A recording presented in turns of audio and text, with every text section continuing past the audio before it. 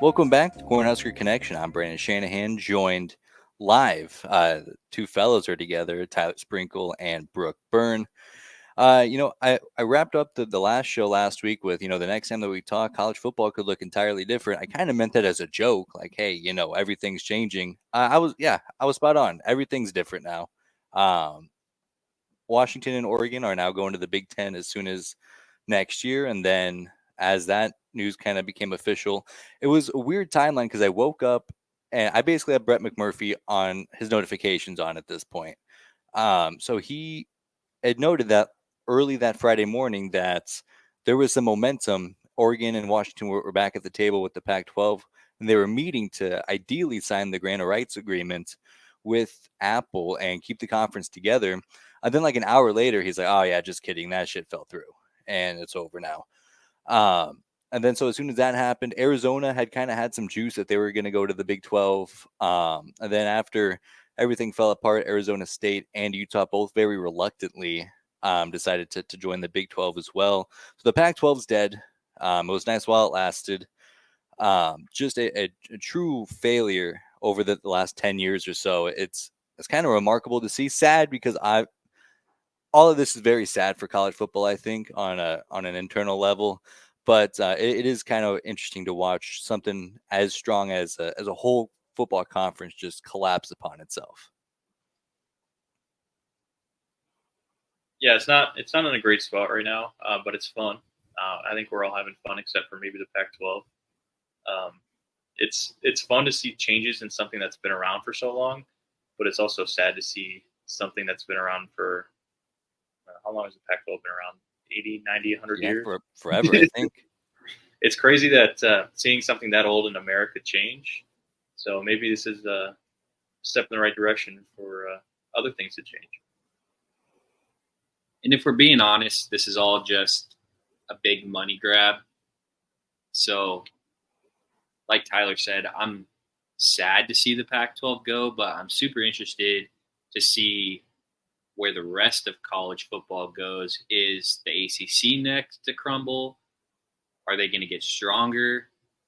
What conferences going forward is the committee going to view as Power Five and get one of those auto bids? And just whatever the next domino is to fall. Yeah, I would imagine the next step would be the ACC, but it seems like they're just so locked into that TV deal that there's not a whole lot that anybody can really do. It seemed like that there was some chatter about them adding some schools, but at this point, there's no real value to be added. I know they were in talks with Stanford and Cal, which is very silly to me that those would be the schools in the Athletic or Atlantic Coastal Conference. SMU is I might be the biggest loser out of all this because they come off so desperate. They asked the ACC, "Hey, if you add us on, you don't have to give us any money for like 5 to 7 years. We just want to be invited." And the ACC still was like, "No, no, thank you." So I thought that was hilarious. But that seems like the next kind of domino to fall because Clemson and Florida State, like we mentioned last week, are not happy with what's going on there. But they're kind of stuck through it seems like the next decade, and there's going to be so much change and so much disparity between them, the Big Ten, and the SEC that it's tough to imagine them being able to kind of stick around. Well, two things there is isn't Florida State probably going to go independent like Notre Dame? Like them and their Saudi money? I don't know. Well, I think that the Saudi money, and I'm not 100% sure how I I'm very unfamiliar with how that whole financial situation works, but I would imagine that that would be kind of the opportunity to buy out of the ACC contract and trying to raise money for that because in theory, they could leave the conference as is, but the ACC still has all the broadcasting rights, so they don't have any other leverage. So it wouldn't matter if they did leave the That's true. conference. But yeah, that's the only thing. I think that's I don't know. Maybe Florida State will sell their golf team to live, and maybe that might make that golf league slightly interesting. But that would be crazy. And I mean, they're always looking to get into American sports, so we'll see. Yeah. Two other things I had is one, I'm surprised that everybody left the Pac-12 like they did because, as Brooke mentioned, the auto bids. Like, if you stick around, one of those teams, like once you leave or once you lose USC and UCLA, then it's kind of like up for grabs. I mean, Oregon is still there at the time. Oregon was still there; they were still pretty good. But other than that, you have a good chance to make the college football playoff like every year. So I'm surprised that they left the way that they did. Obviously, it's more about the TV rights and the money, and I understand that. But it's just interesting that they're looking for more money instead of potential playoff berths. And then another thing is the Pac-12 or no, I'm sorry, the Big Ten. They signed their TV rights deal already, right? So they won't be able to renegotiate. I think towards the end of the decade is when it's coming up. It's a pretty short deal, but very lucrative. So why not? Why I guess I'm not too sure the money wise because it's the same pot that's being split even further and further. So I'm surprised that they didn't wait a little bit longer, get the Apple TV money, and then make sure that all the Big Ten teams and all the Big 12 teams still got their share.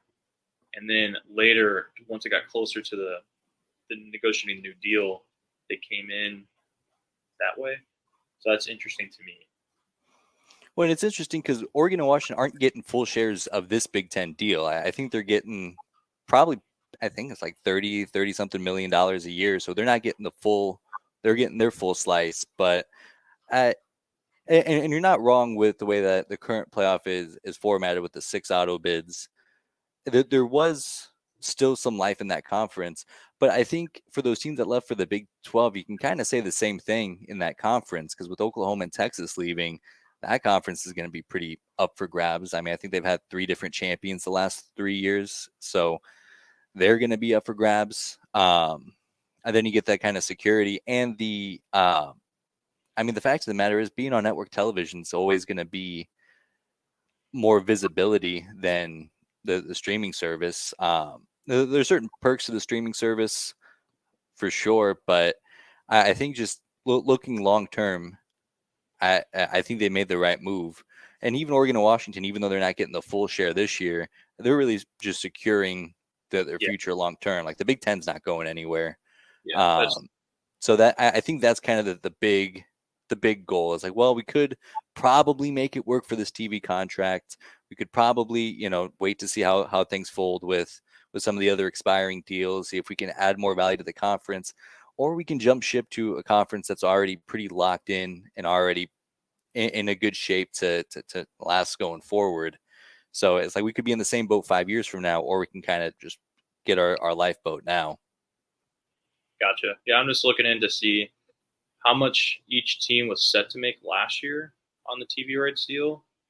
I don't know, that money aspect of it is very interesting to me. And as you said, like obviously people are just trying to get in when they're invited. So I get that part of it as well.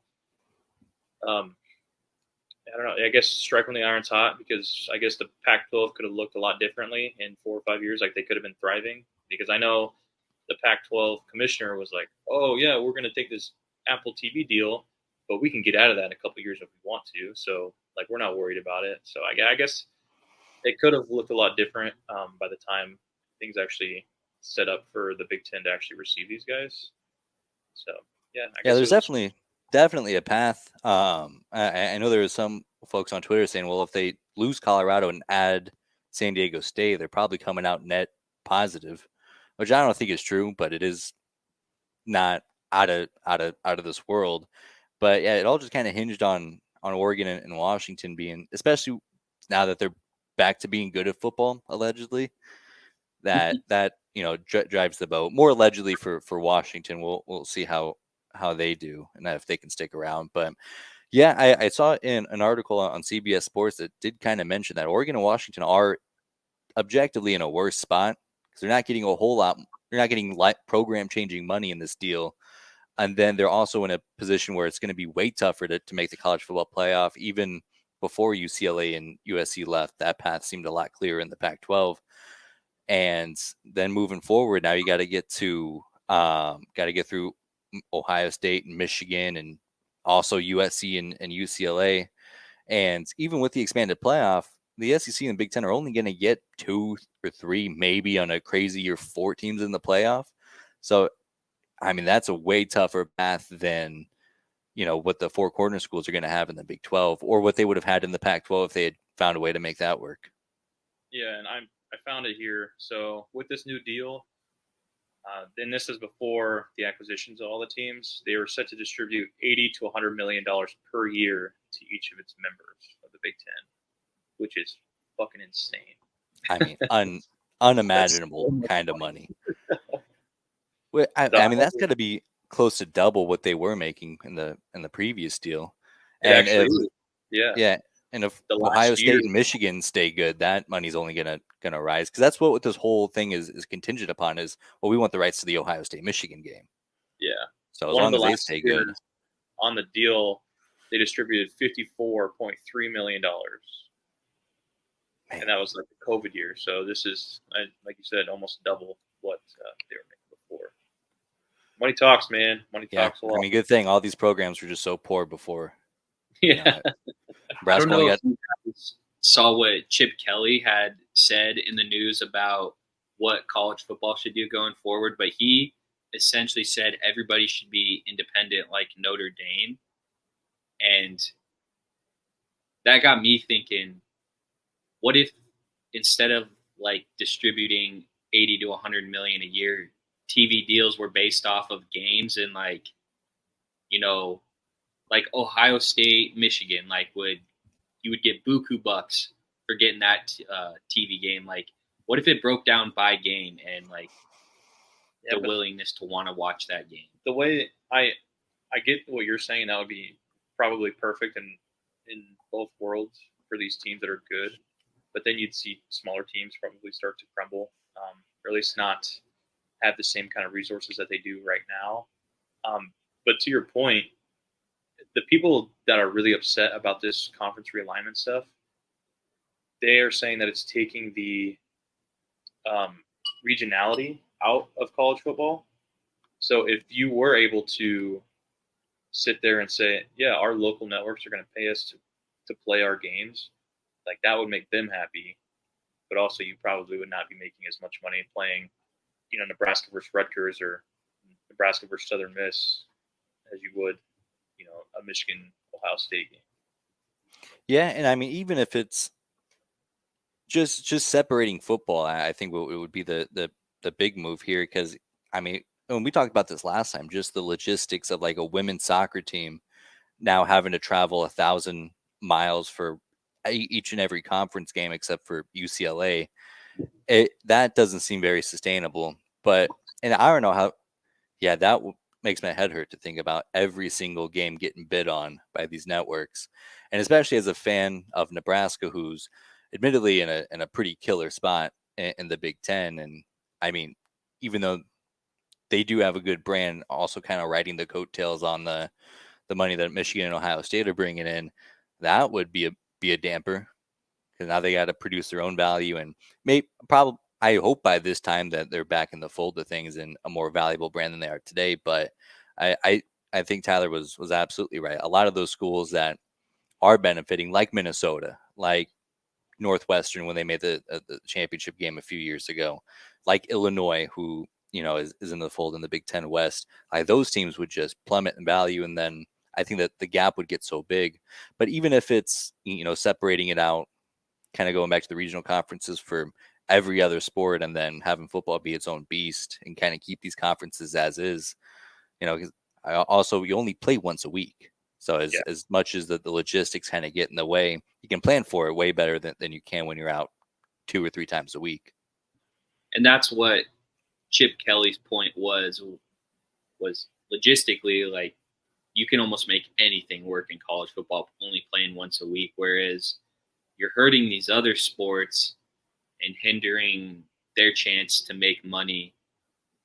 So is the juice really worth the squeeze there? Is, I think, what he was getting at for the other sports. But college football is your biggest moneymaker, so I feel that the other sports will get on how they can and do the best they can with it, but it'll look a lot different. One thing I do about that is, how people bitch about Alabama Like, oh, it's week 7 and they're playing FSU or like some Division II school. I wonder Right. if that would kind of push them to schedule like better games throughout the season, so they're not missing out on as much money. Because I mean, you're Alabama, you're going to be making money, but it can't be nearly as much as trying to buy the rights to a Georgia Alabama game or an Alabama Tennessee, one of those rivalries. So that would be a cool part of it. You get to see really good games all year. Um, so that would be cool. I think I would like that a lot. Yeah, that's not it's not a bad idea because you do have to really go into and create your own value. Um, or you could just make the SEC play the same amount of conference games as everybody else, all the other conferences, even the group of 5 teams who play 9 games a year. You could just make that happen for the SEC. But it is Yeah, what it is. you see like a Georgia Ohio State game week 6, like that'd be crazy. Oh my gosh. That'd be so cool. But there's And I kind of two lines of thought here. If you're looking at the bright side, all this change does create a lot of good matchups. Like we're going to get to see more Ohio State and Oregon and Michigan and Washington. And then there's also the other side of it. It's like, well, I mean, kind of the nice thing about college football is its obscurity in the sense that you get games like Michigan and Purdue, and they're fucking gritty and ugly to watch. And definitely not the sport's best product, but it's definitely, I don't know, it's something for the college football sickos watching Iowa and South Dakota State have a punt off and watching Dude, Iowa win by 2 safeties. That was electric. That was an say what you want about those games, but those are fun to watch. Yeah. To They me. are awesome. And I mean, defensive games are my favorite because every touchdown means so much more. Every safety, I guess Iowa gets all the safeties. They get so many safeties. I mean, those are electric. But I do fear that you lose some of that with these bigger brands kind of driving the boat. Because I think the successful model with that's the NFL. Like they're all kind of on an even playing field. They're all paying their players the same amount of money roughly with the salary cap, and they're all playing the same game pretty much. And obviously, you get teams like the Chiefs recently who have found a cheat code in Patrick Mahomes, and you get those outliers. But for the most part, the sport's so comparable team to team, and I think that what makes college football so beautiful is that you don't get that on a week to week basis as you do. And I think that's what makes those two products so unique and so special. Yeah, and back to the Pac-12. One last thought on that for me is I'm very curious to see what happens to Stanford. Because no disrespect to Cal and Washington State and Oregon State, Stanford is a big name in college football. I mean, yeah, maybe not in the last couple of years. It kind of dipped down, but they're a big name school that is seemingly just left out to dry. Like, so I wonder what. I'm sure they're going to get picked up by something or by a conference. I'd love to see the remaining Pac-12 teams, other than Stanford, go to like the Mountain West. I think that would make it a fun conference to watch. Because yeah, they're not as good, but I feel like it would be kind of on par with what the other teams in that conference have. So closer games, more interesting games, I think. I think so, and it adds, and I think that's eventually where things are going to be is that they end up in the Mountain West, and I think that's probably the best outcome college football wise because now you also get two. Well, in theory, you get two like really quality group of 5 schools or group of 6 schools or whatever or conferences with them in the American Athletic Conference. Although I did just remember all the good teams in the American Athletic Conference are now in the Big 12, so maybe not so much. But then you get these other teams in the Mountain West, San Diego State, Colorado State, kind of get a bigger look and a bigger piece of that pie. Maybe they turn into the theoretical auto bid outside the power conferences. So they're certainly not in horrible shape. I could also see Stanford going independent. They kind of feel like they have that kind of cachet. Um, and they do provide a lot of value in like other sports as well. They're always winning the Directors Cup, which is weird because I've never seen them win it anything ever, but they seem to win. So I think they have a lot of value. I think they're usually pretty solid at basketball. Am I wrong? Stanford. Yeah. Yeah, they normally have a pretty solid basketball program. So Again, as of late, it hasn't been great. Yeah. But So yeah, they at least have other things going for them, like other sports teams. Whereas, I mean, Oregon State has baseball. basketball's not very good. Yeah, I mean, like softball, maybe. I don't know. They do have baseball. That Yeah, baseball. They're pretty solid at baseball. I know that. And they're okay at football sometimes. Sometimes maybe good, sometimes maybe shit. But it is kind of a bummer because they are starting to get some momentum football wise. Like finally got a double-digit win season. that's what Now Nebraska we're in. 3 years too. So they're probably Let's not go. they're probably Let's 15 not years do out. So I did prepare a little presentation for you fellas, as far as what I would do to kind of help with college football here. So if I can figure out how to share my screen, I'm saving college football. Commissioner Shanahan been elected to save the sport that we love so much.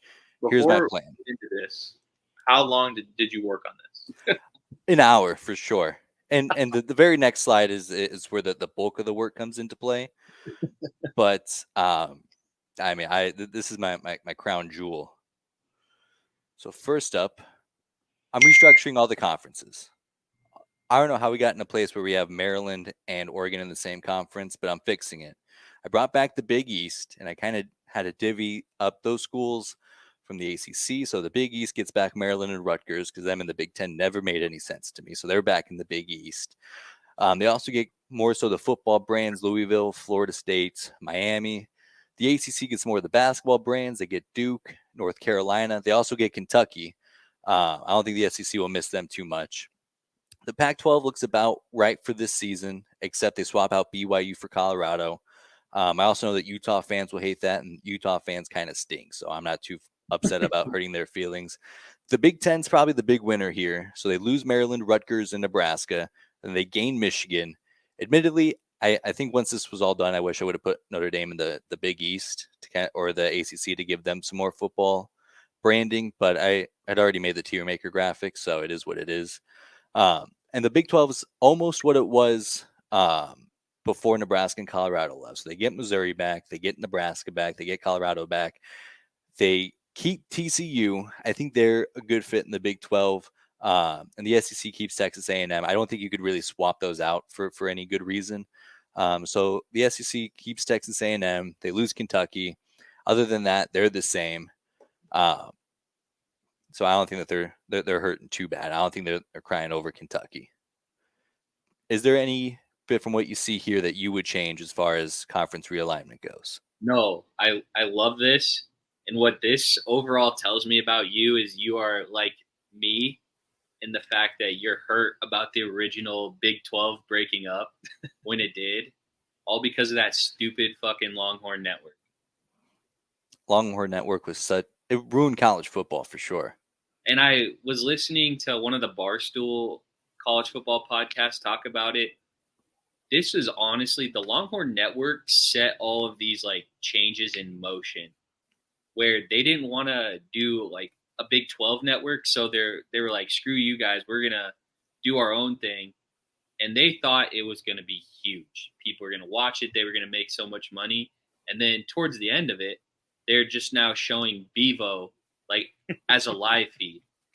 And it's doing horribly.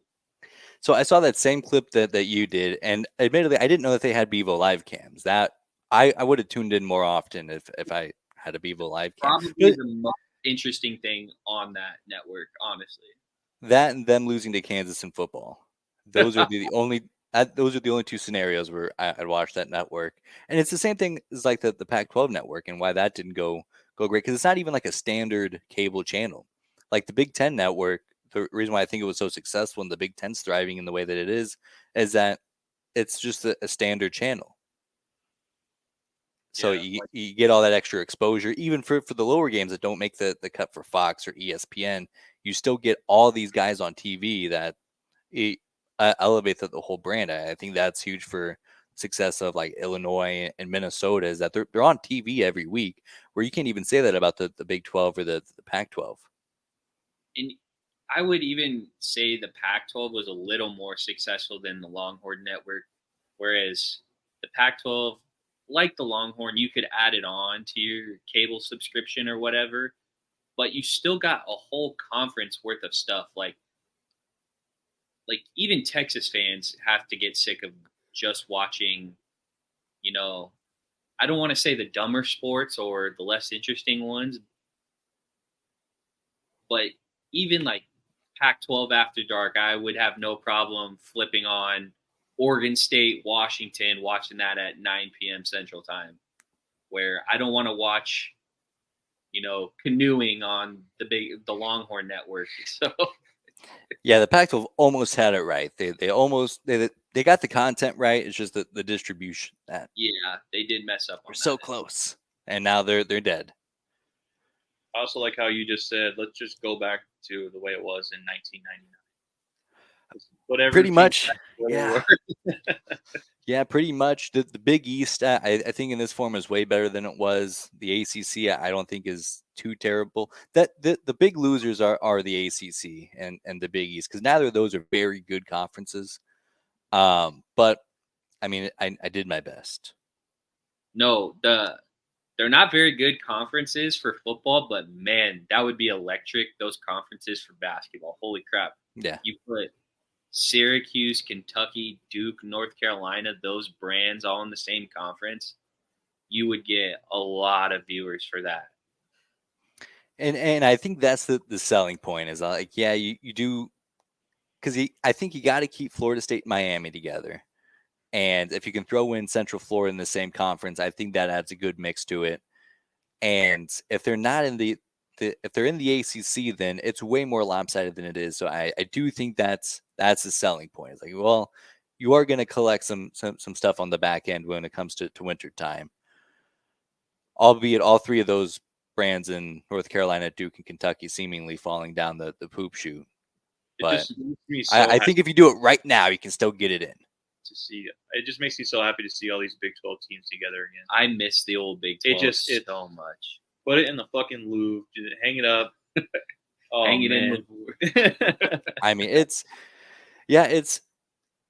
just so much fun. And like I said, you do miss out on some of these bigger matchups with like Nebraska and Ohio State and Michigan and blah, blah, blah. But you also get matchups with Oklahoma State and Kansas State, and go down to Lubbock for an 11 a.m. kickoff. Go to Ames. I mean, it's the Big 12 is my favorite football conference.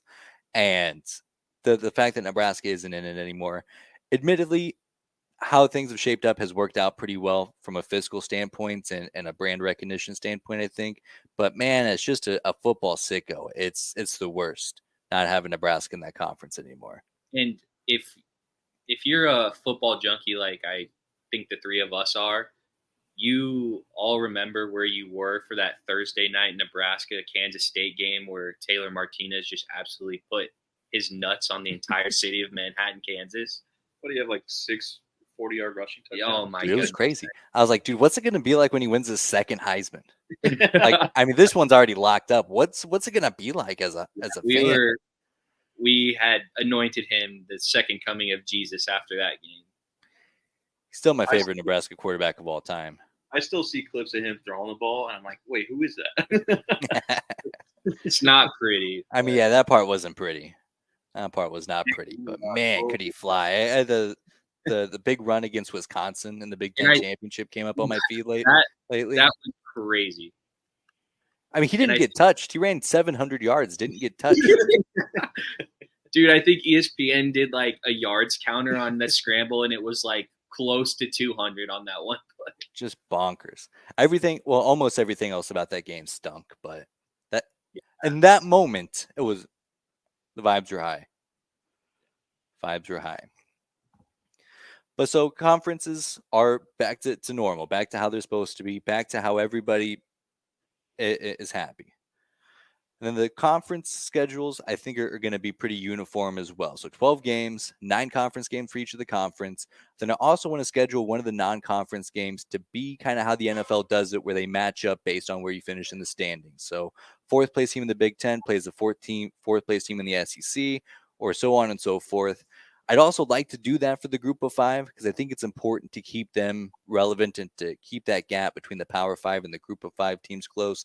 I don't know if the numbers are going to let that work. I'll let my deputy commissioner kind of work that part out. But ideally, kind of the same thing. The top team in the Conference USA standings plays the top team in the Pac-12. They get more recognition and an opportunity to kind of show how the two conferences compare and so on and so forth. It keeps those games and then those teams more relevant than I think they will going forward.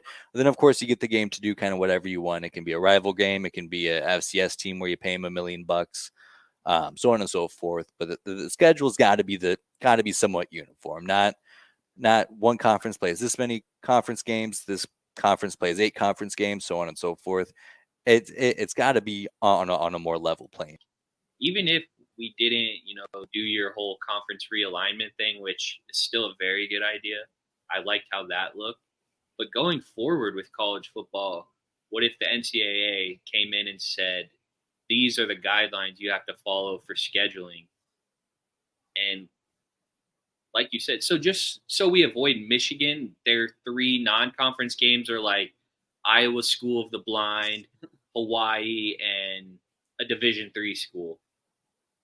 Where it's like, if you think you're good, like you have to go and prove it against another Power 5. You can schedule a group of 5. And if you want to still help out a school who needs funding and do one of those pay to get your ass whooped kind of deals, you can still do that. But I really like the uniform schedule pitch. Yeah, there needs to be some sort of like set in stone guideline that every team needs to follow just to make sure that it's all the same for everybody. It's just crazy seeing the college football slate in November, or it might even be December, and seeing like Nebraska, Wisconsin, and USC and Oregon, and TCU and Oklahoma State, and then Alabama and Georgia A&M.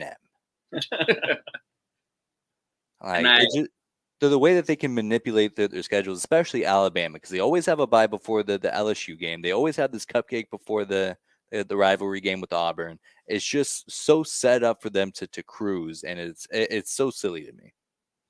It is dumb, and they're not breaking any rules by doing it, but it just really is annoying how they do it and when they do it. Because, like you said, they do it to make sure it's like a tune-up game, make sure everybody gets healthy. You're not playing back-to-back super tough games where in the Big Ten, like Nebraska's had some years where you're going Wisconsin, Ohio State, Iowa, and the fact that Alabama can tiptoe around 2 or 3 tough games in a row just to keep people healthy or their record in line is really annoying to me. Well, if you want to get real chaotic with it, you bring in a wheel. You put all the active players on every roster for each team, and you spin it. And the 2 players that are picked are out the next game. And you just do it one time every season, see how good these teams actually are. Because, hey, sometimes maybe your starting quarterback goes down, or maybe it's your long snapper, or maybe it's a star DB. I don't know. I think you want to get real wild with it. As definitely the wildest idea I've heard. So as far as the playoff goes, I want to keep that pretty similar to how it's going to be when they expand it to 12 teams. Only difference in the qualifications, 7 best conference champions instead of 6, because now there's a 6 power conference in theory. And that still opens up the spot for the next other team, whether that's the Conference USA champion or the AAC champion or however that shapes out. I like the fact that we can incentivize conference championships again. Because, gosh, this last slate of conference championship games were just so meaningless. Georgia could have lost and still made the playoff. Michigan could have lost and still made the playoff. TCU did lose and still made the playoffs. None of it mattered, and it stunk because those are supposed to be the conference's best playing each other. And I get that divisions kind of watered that down a bit, but nonetheless, it just felt like such a empty experience. And I think that's really important. And then the other change that I want to make is I want the number 1 seed to get a conference game or to get a playoff game on campus. I want to create even more incentive to be the number 1 team So in a situation like Michigan and Georgia this year, you know that they're going to be 1-2 in the final rankings. But if Michigan had, beaten Purdue like they did, and Georgia struggled and showed some flaws against LSU, maybe they flip flop. And now Georgia has to, play on a neutral site in their first game. And I think that that's also important because I want to save the Rose Bowl for the national championship game. I'm fine with rotating the other New Year's 5 bowls, the Fiesta Bowl, Orange Bowl, Cotton Bowl, Peach Bowl, and Sugar Bowl for the playoff games. I think that makes it really exciting. Those create really good games for those bowl games. And since this playoffs players aren't opting out as much, ideally, but with so much of college football tearing down tradition lately, we're already losing the tradition of the Pac-12 and the Big Ten champion playing at the Rose Bowl every year.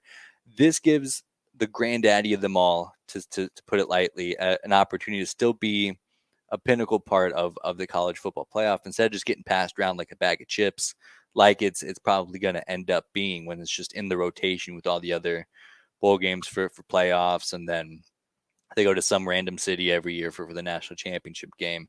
So that's really important to me, is keeping the Rose Bowl and building a whole new tradition on top of one of the more prestigious venues in the game. Yeah, I'm not mad at that. I totally agree with it. Makes sense to me. The Rose Bowl is my favorite just because of the parade of roses and like all the stuff that leads up to it. And so many people tune into the Rose Bowl just because of the name. So if you made that the national championship, I feel like that would add even more hype to it. But as you see, it is a money grab, and some of those other cities would not be happy. And I wish that was the way it was, but For sure. And I'd also like to preface, nobody's ever going to elect me commissioner of college football. This is not the most profitable of situations. it There's makes a way to make more money, and that's what decision makers are going to default to. You have my vote. you have Thanks, Tyler. it makes a whole lot more sense than what we're seeing. And with people jumping from conference to conference now, I don't think anything's truly ever off the table. It's just kind of hold on to your pants and see what happens. For sure. And I think that's all that I had. If you guys were conference or commissioners of college football, are there any changes minus Tyler's wheel of death? What would you like to see implemented and changed with the game that's changing so quickly? Well, with my rule, I'll add that you can protect 5 players on your roster. I feel like that defeats the purpose of it. You can protect 1 person on your roster. Your most important player has to play. But, I mean, say you get like 2 of our star offensive linemen went down. Yeah.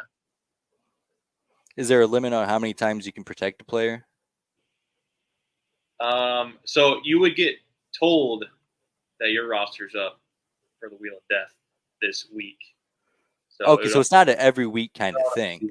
Per season. Interesting. Okay. BJ Byrne, anything you'd like to add as far as college football changes? My mind is spinning with some of this stuff. So, I mean, I might need a week to comprehend everything you just said to us. All right, we'll be fine. It'll be good. Well, I don't need to be that big. All right, we're back. So now I also wanted to add real quick, just kind of an update on the Iowa gambling thing. It seems like more people are going down by the day, including a defensive tackle for Iowa who bet against the Cyclones in a game last year, had Texas money line, which I think even the more player friendly and freedom friendly takes that we had last week, certainly this is the worst case scenario. Betting on your team to lose. Insane to me. I think the NCAA is going to destroy the Iowa State football program. I hope they do it to Iowa as well, selfishly, but I think they're toast.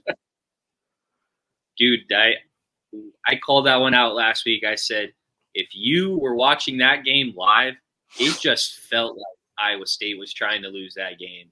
And Texas played so horribly.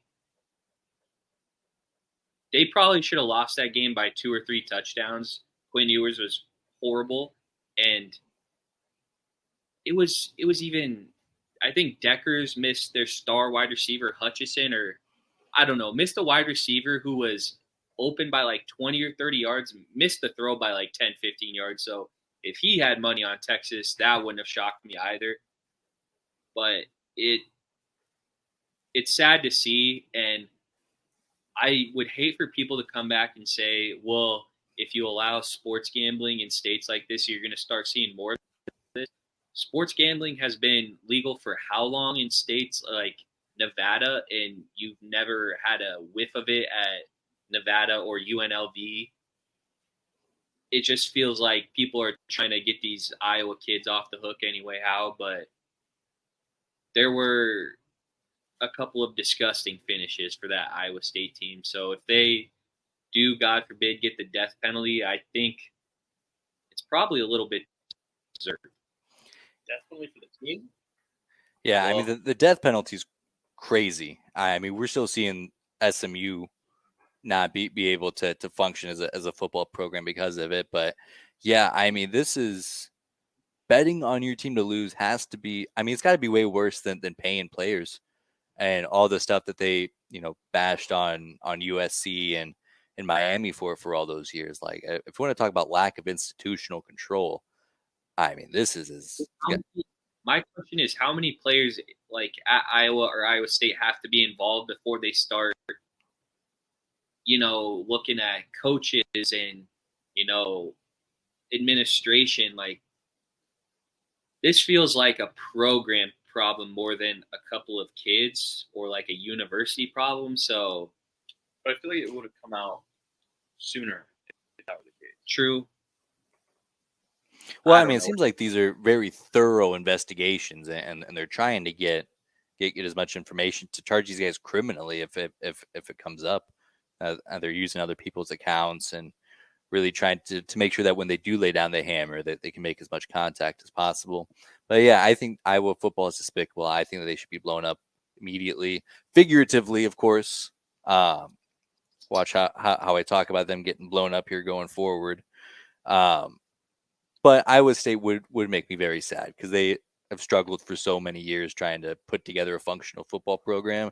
Now that they finally have some juice and some recent success, to just be blown up by the NCAA would be crazy. No bias there from Mr. Shanahan. No bias at all. Clear, objective analysis from me. Now, we are kind of a Nebraska podcast. I feel like we've gone in the last 2 episodes hardly talking about Nebraska, and a lot's changed. And I want to talk today about the quarterback room because I think that's been the most interesting development. I was a big Casey Thompson fan last year for the game that I was a Nebraska fan. And in the same way that I hate that Adrian Martinez, I feel like he got gypped for his Husker experience. I kind of feel the same thing for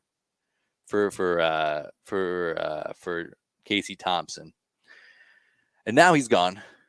And so is a couple of other quarterbacks on that quarterback room. So let me just ask you, fellas, this once it kind of started coming out that these guys were entering the transfer portal and Sims coming in from the transfer portal, what were your guys' thoughts and instant kind of reaction to all of that?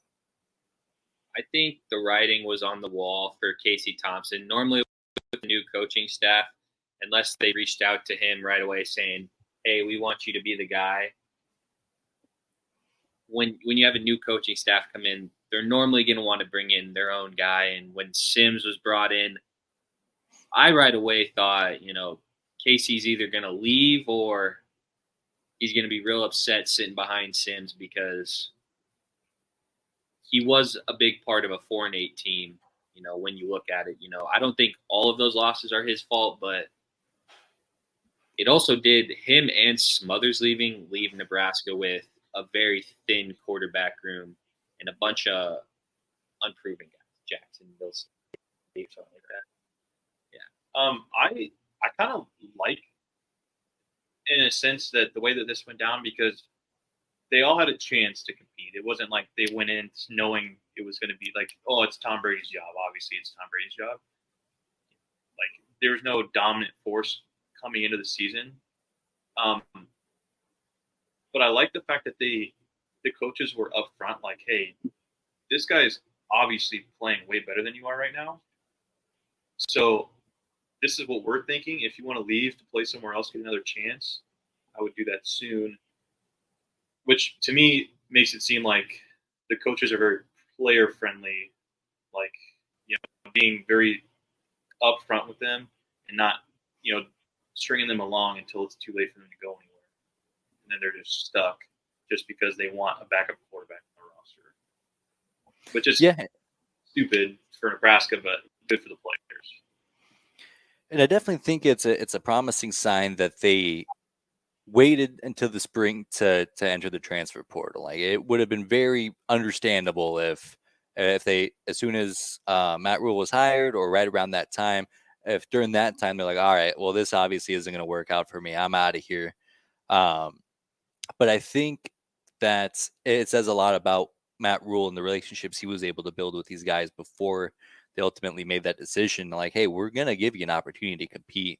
We're going to bring someone in that eventually ended up being Jeff Sims, but we're going to give you an opportunity. And if it doesn't work out, we're going to do our best to give you an opportunity to play elsewhere.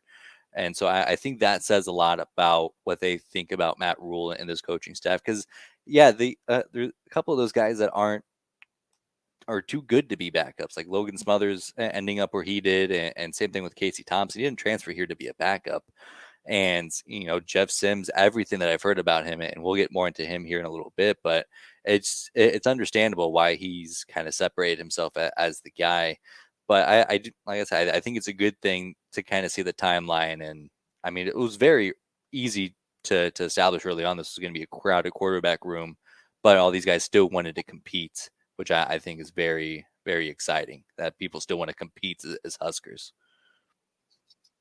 My whole thing too is you have to remember Casey Thompson was also repairing his shoulder in the spring, so Right. it's very hard to win a quarterback job when you can't throw. And again, he saw the writing on the wall. It's hard to compete like that when you're hurt, and it's a part of the offensive line being dog shit last year. Why same reason Adrian Martinez was always hurt. Like, we can't protect quarterbacks, and fans and media people are starting to wonder now. Jeff Sims at Georgia Tech has yet to play a full season and stay healthy, but it's also kind of under the same prowess as Georgia Tech couldn't protect him. So if we can keep Sims healthy, I think we have a very good chance to be 500, maybe a little better. But if not, I think you're going to see more of the same, because then you're sending in a kid from Kearney Catholic who's not played a lick of college football yet, or Chubba Purdy, who hasn't looked great either. Very inexperienced young kid, but I don't know if your guys' thoughts differ on that. But no, I think I think you're very right there with that being the primary concern. And I mean, just it's kind of tough to think about, because between Casey Thompson and Adrian Martinez, they were able to play through injuries. Like, Adrian Martinez played that whole season with a broken jaw.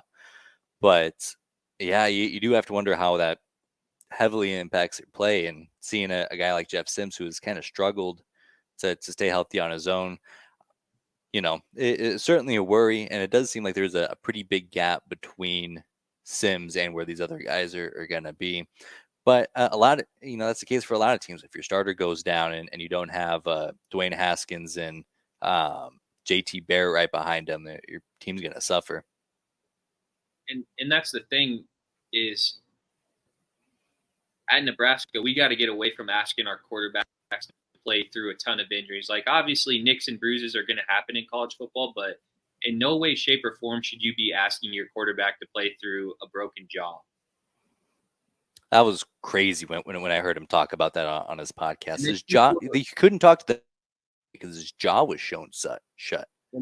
People want to get insane mistakes in those games. It's like, you try playing a college football game with a broken jaw and let me know how that goes for you. I mean, crazy stuff.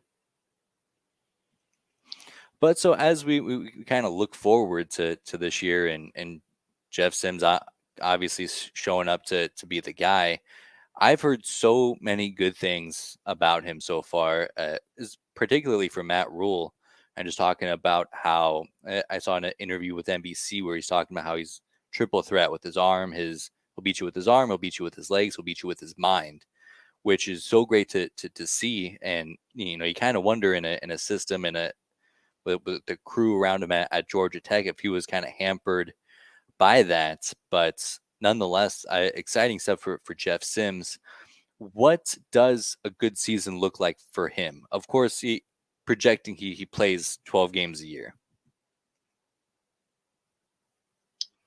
For me, I think it's got to look either a 2-to-1 or a 3-to-1 touchdown to interception ratio, where I think his first 2 or 3 years at Georgia Tech, he's been about even. I would like to see the interception numbers go down.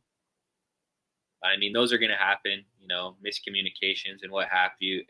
But I think the biggest thing for me is the stats for him will come if he stays healthy and if we can block for him. And another underlying issue is if we can get the run game going, because it sounds like Rule and Satterfield want to run the ball 25, 30 times a game. But, if we're looking at 3rd and 8, 3rd and 9s a lot, it's going to be hard for him to, move the ball down the field. I feel like the old days of run the damn ball at Nebraska are probably gone. But I think we need to be a little bit more balanced, where you're using Sims's leg, you're passing the ball, and you're just, using those big guys like Gabe Ervin, and obviously Anthony Grant's a special talent. I think we just need to be a little bit more balanced, more than just run heavy with that shaky offensive line.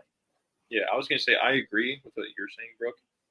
But I do think that our running back room is very talented. So if we relying a little more on the run than we do the pass wouldn't be the worst thing in the world, especially with the way Sims can run the ball. I think if he has 500, 600 yards rushing this year, I think it's going to help him a lot in the passing game. And then getting those running backs involved. We have a way better offensive line than we have in a long time with the transfer talent that we got. So yeah, like he said, I would say just very little interceptions, as much as you can control. Like single digits if possible, that would be a great season. And then 500, 600 rushing yards. I think we're going to be looking at him doing some damage through the air if we can hold that up. And so, Bookie Brooke, let me just ask, if you had to kind of set some over-unders with him, where does that figure start, and what does that look like? Ooh. See, there's a lot of unknown with how Satterfield wants to use them in the play calling and whatnot, but I think Tyler was pretty close. I would set the over-under on rushing yards somewhere in the 400s. And if he gets over that, we're going to be in a good spot. But if it's under that, we're probably in trouble. So the passing yards is hard to say. It's probably in line with a lot of other 6-7 win teams, quarterbacks, 2,000 yards, hopefully maybe 1,800. I don't know. It just depends on how they want to use them, and if we're going to be dinking and dunking, or we're going to be, forcing the issue a little bit, taking more shots. So I'm going to throw some numbers at you guys, and without knowing how many games he plays, $1,000 to bet, and I say he's going to throw for 2,136 yards for the season. Averages about 178 yards per game. Would you take that as is, or would you roll the dice and expect him to get more? I would say I would take that. I think that we can. It's so we don't know what this offense is going to look like. So it's hard to say. I would take those yards. I wouldn't say he's going to go over that. I would say I would take the yards. So, I mean, that puts him at if he plays a 12-game season, I like the over there because I think he can get well over 200 yards a game, and that's 2,100 would put him at like 175, 180. Yeah, I would go over there. That's obviously if he plays a pretty healthy 12-game schedule. I think so too. I definitely think I would like a little bit more production out of him than 178 yards per game. But then you also run the risk of, maybe he runs into a Wisconsin freezing game where he can only put up, 120 yards. Of course, he's probably going to, you hope that he puts up more in like the easier games like the Colorado and the Northern Illinois. But I would like a little bit more production out of him. I think he could do a little bit better. Touchdown to intercept. Oh, go ahead. Also is getting slept on is I feel like our wide receiver room is deeper than normal this year with Billy Kemp from Virginia, Xavier Betts getting rave reviews out of practice. And then if Fedoni can be healthy, 6'7", and Malachi Coleman too is, Fedoni 6'7", and we got some track stars, some guys that, you just get the ball in their hands and they're going to make some stuff happen. So even more reason to like the over there. I think so too. Touchdown to interception ratio. And these are all averages based on what he did at Georgia Tech. So if I told you that he goes 14 passing touchdowns and 11 interceptions, do you want to roll the dice? I would have to. Yeah. New system, fresh start. He's older, mature. I would think it would have to be better than that. Better weapons, better too. Team around it. That's a tough season. That's a tough season. Yeah, I'll go over there as well. Yeah. I mean, I hope so. And then on the ground, if he gets 600 yards per game, so averages out to about 50 yards per game and 5 touchdowns throughout the year, do you take that or do you think he can do better? I would be up in arms thanking our Lord and Savior, Jesus Christ, if he did that. I think that touchdowns would be higher, rushing touchdowns, but I think I'm pretty set with the yards. Yeah. Very, very, very productive. If he gets into the, I think so. Very. If he gets into the 100-yard range, then we're in a good spot. And so that kind of goes into my next question, and just kind of looking at the Big Ten and the Big Ten West specifically. Should he be the best quarterback in that division? I think, if I'm being very honest with myself, I think he'll be third behind Mordecai at Wisconsin and McNamara at Iowa. Both of those guys can really sling it, and both of those guys probably have a little bit better of O-line play. He could slide into the 2 spot at above McNamara, but I think as it looks right now, Mordecai is going to be the best in the Big Ten West. And especially with Luke Fickell running the show there now, I anticipate he's going to have a lot of opportunities to look really good early and often. The North Carolina OC who loves to spread the field and throw the ball, he's going to put up some crazy numbers this year, I think. It's going to be really, really weird compared to what Wisconsin normally is. It's going to be fun. For you sports bettors, Wisconsin unders are dead. They're dead. Yeah, and that's on I think that the next episode will drop after this, but where we talk about how these new coaches are going to do. I think that's if I had to put one bet on an over under, I think that's where I'm going. Is the Wisconsin over. I think they could very, very easily clear that comfortably before December, maybe. Well, perfect. Anything else to add? Anything else did we miss? No, I think we touched on all those points.